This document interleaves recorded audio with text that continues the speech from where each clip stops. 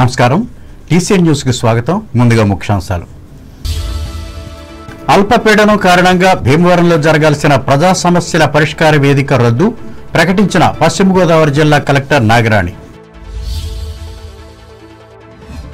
తణుకులో వృద్ధుల ఇంటికి వెళ్లి ఉచిత వైద్య సేవలు అందించిన ప్రముఖ నేత్ర వైద్య నిపుణులు హుస్సేన్ అహ్మద్, సహకరించిన సీనియర్ సిటిజన్ నేతలు. వర్షాకాలం రక్షణ కోసం పేద వృత్తిదారులకు రెయిన్ కోట్లు అందించిన తణుకు మానవత్వ స్వచ్ఛంద సేవా సంస్థ, సేవలను విశ్లేషించిన సంస్థ రాష్ట్ర కార్యదర్శి డాక్టర్ రాధా పుష్పవతి. పెంటపాడు మండలంలో భారీ వర్షాలతో నీట మునిగి నష్టపోయిన రైతులను పరామర్శించిన తాడేపల్లిగూడెం ఎమ్మెల్యే శ్రీనివాస్, ప్రభుత్వం తరఫున ఆదుకుంటామని హామీ. అన్నదాత సుఖీభవ పథకానికి మద్దతుగా రాజమండ్రిలో రాష్ట్ర మంత్రి లోకేష్ కు ఘన స్వాగతం పలికిన రైతులు, ఆధ్వర్యం వహించిన ఎమ్మెల్యే బుచ్చయ్య చౌదరి.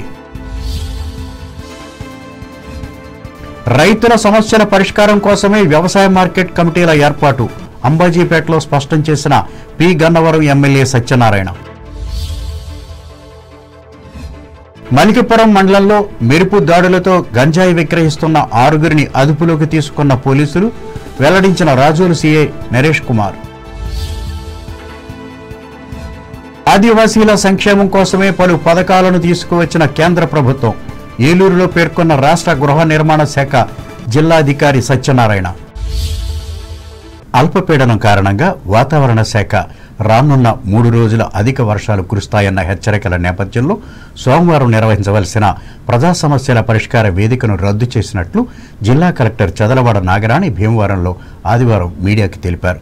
జిల్లా, డివిజన్, మండల స్థాయిల్లో జరగవలసిన ఈ కార్యక్రమాన్ని రద్దు సమాచారాన్ని జిల్లా ప్రజలు గమనించి సహకరించాలని కోరారు.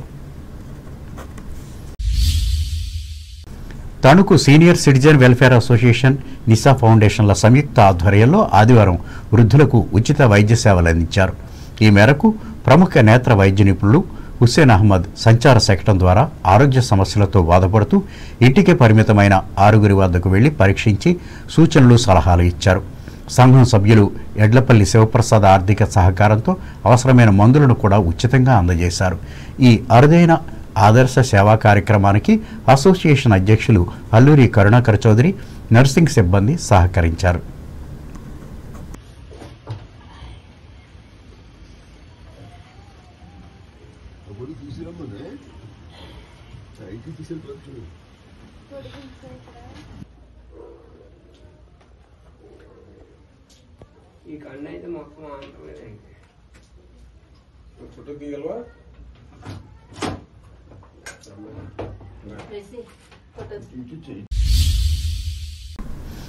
తెలుగు రాష్ట్రాల్లో విస్తరించి ఉన్న మానవతా స్వచ్ఛంద సేవా సంస్థ రాష్ట్ర కార్యదర్శి డాక్టర్ కోడూరి రాధా పుష్పవతి ఆధ్వర్యంలో ఆదివారం తణుకులో ఆమె గృహం వద్ద పలు సేవా కార్యక్రమాలను నిర్వహించారు.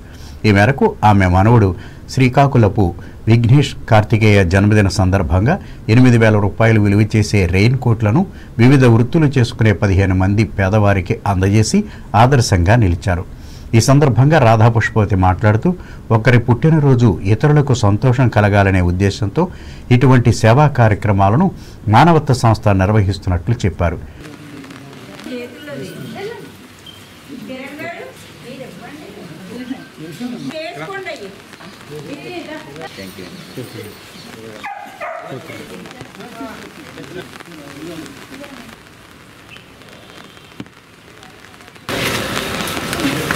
జోడిగా ఎవరికి అనుకుంటా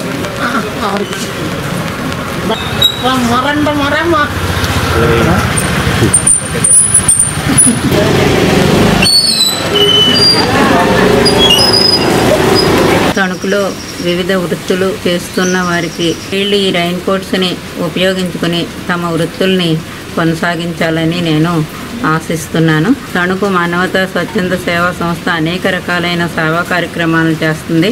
రాష్ట్ర వ్యాప్తంగా కూడా మేము ఏ కాలానికి అనుగుణంగా ఆ కాలంలో ఎండాకాలం అయితే కనుక వాళ్ళకి ఎండకి తగలకుండా గొడుగుల్ని, అలాగే విద్యార్థులకి పరీక్ష ఫీజులు, అలాగే వాళ్ళకి నైతిక విలువల్ని బోధించడం, శాంతిరథాలు ఇవ్వడం, ఇంకా అనేక రకాలైన సేవా కార్యక్రమాలని రాష్ట్ర వ్యాప్తంగా నిర్వహిస్తున్నాము.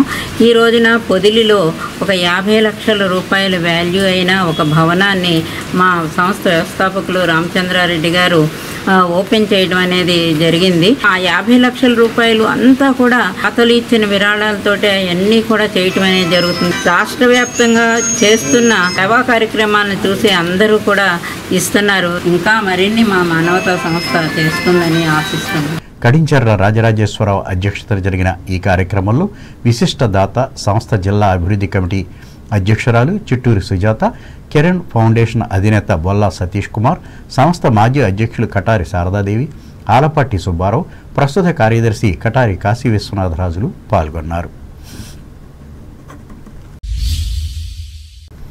మన డిగ్రీ విద్యాభ్యాసం ఒక మధురం, మన స్నేహం సుమధురం, మన సమ్మేళనం మధురాతి మధురం అంటూ తణుకు చిట్టూరి ఇంద్రయ్య ప్రభుత్వ డిగ్రీ కళాశాల పూర్వ విద్యార్థులు గత స్మృతులను ఆదివారం నెమరు వేసుకున్నారు. పిలుపునందుకున్న వారందరూ 39 ఏళ్ల నాటి స్నేహాన్ని గుర్తు చేసుకుంటూ ఆత్మీయ అనురాగాలు పంచుకునేందుకు ఎక్కడెక్కడి నుంచో తరలివచ్చారు.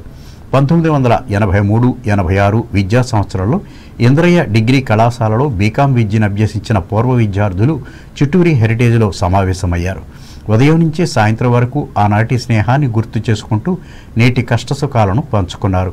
ముఖ్యంగా అందరినీ కలుసుకోవటం చాలా ఆనందంగా ఉందని, ఈ ఆనందాన్ని మాటల్లో వ్యక్తం చేయలేకపోతున్నానని కొందరు ఉద్వేగానికి లోనయ్యారు.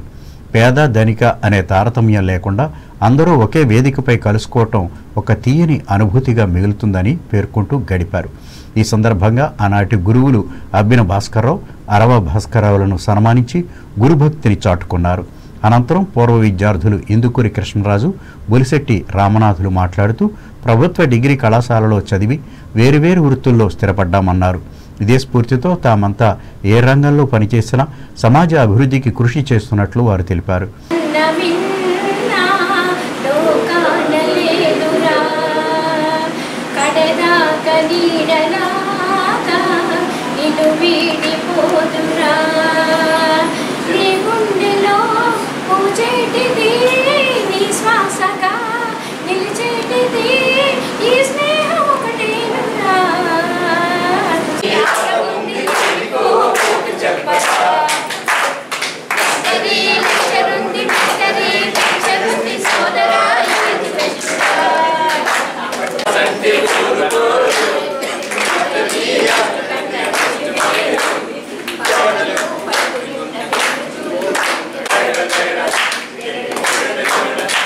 వేల గోపికల హృదయాల చెదియించి నిప్పి పుట్టినాయేమో నీ స్వామి పాదాలు, ఒత్తవమ్మ పాదాలు, ప్రాణేశునికి మెత్తని శేషుని తల్పాన్ని చేసి అడిగడిగో నీ మగడు అలవేల్మంగా మృగింది పదే పదే హృదయాలలో దివ్యరాగం అనురాగమై సాగిందిలే అదరాల నీత ఆడింది నామం. SCIM గవర్నమెంట్ కాలేజీ 1983-86 పూర్వ విద్యార్థుల సమ్మేళనం జరుపుకున్నాం. ఈ సమ్మేళనానికి వేరియస్ ప్రాంతాలు, ఆంధ్రప్రదేశే కాకుండా తెలంగాణ, అదర్ స్టేట్ల నుంచి కూడా వచ్చి అందరూ కూడా పార్టిసిపేట్ చేశారు. ఎంతో ఆత్మీయంగా మాకు 40 సంవత్సరాల తర్వాత ఇలా కలిసే అవకాశం కలిగింది. ఈ అవకాశంలో అందరూ వాళ్ళ యొక్క అనుభవాలు, వాళ్ళ యొక్క చేస్తున్న వృత్తి ఇవన్నీ చెప్పి పదోన్నతుల్లో ఎవరెవరు ఎంతెంత ఉన్నారు, ఏ స్థాయికి చేరుకున్నారు అన్న దాని గురించి అందరూ షేర్ చేసుకున్నారు. నన్నయ్య గారు మనకి సాంస్క్రిట్లో రాసిన మహాభారతాన్ని తెలుగులోకి తర్జుమా చేసిన ఈ తణుకు మహానగరంలో మేమందరం కూడా ఇక్కడ గవర్నమెంట్ స్కూల్లో చదివి, తర్వాత SCIM గవర్నమెంట్ కాలేజీల్లో చదివి, వేరియస్ ప్లేసుల్లో మా పదోన్నతులు తీసుకుంటూ దేశానికే కాకుండా రాష్ట్రానికే కాకుండా మన తణుకు పట్టణానికి కూడా సేవలు చేస్తూ, ఇదే కాకుండా ఇది government services and other services కూడా మేము మానవతా దృక్పథంతో చేస్తున్నందుకు మాకు నిజంగా అభినందనీయంగా ఉన్నది. ఇవన్నీ ఇలాగే కంటిన్యూ చేస్తూ సంవత్సరానికి ఒకసారి మేము అందరం కలవాలని నిర్ణయించుకున్నాం. దీనికి వచ్చే టైంలో ఫ్యామిలీ మెంబర్స్ తోటి కూడా కలిసి మాకు తగిన సహాయ సహకారాలతో అదరు వృత్తుల వాళ్ళకి కూడా సహాయం. ఈ కార్యక్రమంలో ఆ బ్యాచ్కి చెందిన కార్యనిర్వాహకులు Bolusu Padmanabham, Lakamsani Siva, Badeti Nageswararao, T Ramadevi, J Prasanna, CH రామకృష్ణలు పాల్గొన్నారు. భారీ వర్షాలకు పొలాలు నీట మునిగి నష్టపోయిన రైతులను ఆదుకుంటామని తాడేపల్లిగూడెం శాసనసభ్యులు బొలిశెట్టి శ్రీనివాస్ హామీ ఇచ్చారు. నియోజకవర్గంలోని ముంపు ప్రాంతాల్లో ఆదివారం ఆయన విస్తృతంగా పర్యటించారు. పెంటపాడు మండలంలోని కస్బా పెంటపాడు, మౌంజీపాడు, పరిమళ్ళ, పడమరవిప్పరు, బోడపాడు తదితర గ్రామాల్లో పర్యటించి ముంపునకు గురైన పొలాలను పరిశీలించారు. ప్రభుత్వం నుంచి ఇన్పుట్ సబ్సిడీ వచ్చేలా కృషి చేస్తానని చెప్పారు. రైతులతో మాట్లాడి నష్టం వివరాలను అడిగి తెలుసుకున్నారు. పొలాలను ముంచెత్తిన వర్షం నీరు తక్షణమే లాగేలా యుద్ధ ప్రాతిపదికన చర్యలు తీసుకోవాలని ఇరిగేషన్ అధికారులను ఎమ్మెల్యే శ్రీనివాస్ ఆదేశించారు. క్రాప్ ఇన్సూరెన్స్ చెల్లించడం ద్వారా రైతులు పంట నష్టపరిహారం పొందవచ్చని సూచించారు.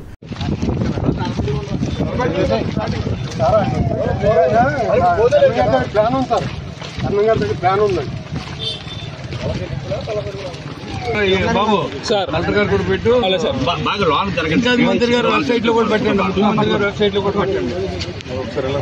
ఇది మిషన్ తోనే చివరి కాల్లోకి తగ్గించండి.